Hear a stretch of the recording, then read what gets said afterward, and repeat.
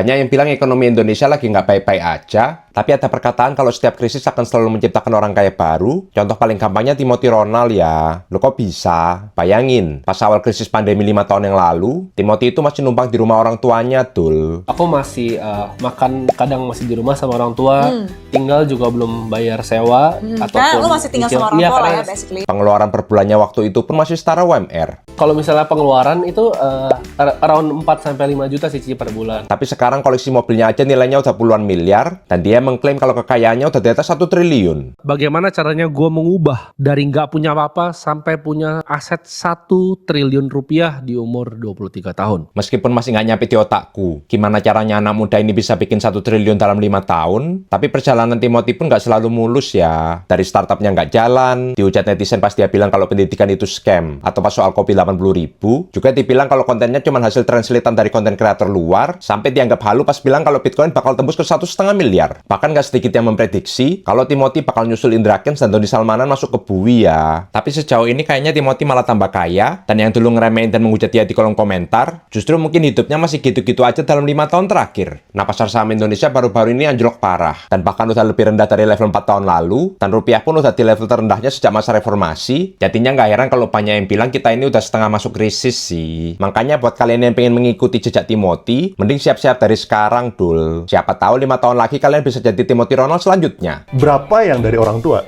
Nggak ada sih. Lu mulai dulu Sama dari sekali. nol? Dari nol sama sekali.